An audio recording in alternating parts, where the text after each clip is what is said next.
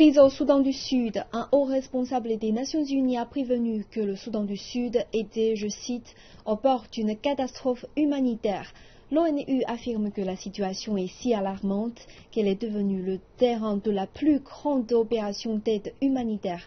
Mais cette aide se révèle être insuffisante. Reportage depuis le siège de l'ONU à New York. Tandis que la montée des eaux s'impose, la crainte que le Soudan du Sud ne devienne la plus grande crise humanitaire mondiale hante bien des esprits. Les Nations Unies admettent avoir des difficultés à venir en aide au nombre important de personnes en détresse. À l'ONU, à New York, un haut responsable a vivement critiqué le pays à cause de cette catastrophe qui, selon ses dires, aurait pu être évitée. Après 3 années d'indépendance, le Soudan du Sud est au bord d'une catastrophe humanitaire et d'un conflit interne prolongé.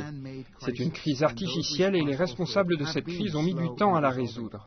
Les deux parties continuent de croire qu'ils peuvent réaliser davantage grâce à la poursuite d'une option militaire. Les combats ont commencé en décembre 2013 avec le conflit politique entre le président Salva Kiir et son ancien vice-président Riek Machar.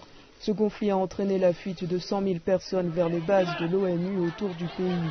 Edmond Mullet affirme que l'opération d'aide humanitaire de l'ONU au Soudan du Sud est devenue la plus grande opération d'aide humanitaire de ce type à l'intérieur d'un pays.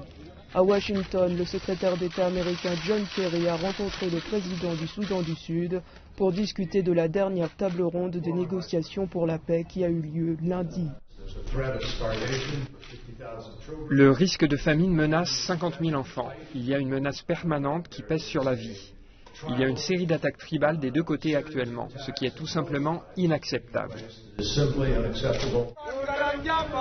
Les deux cessez-le-feu et un renouvellement de l'engagement à respecter un accord pour mettre fin aux affrontements ont été rompus et les dernières négociations de paix sont sur le point d'avorter.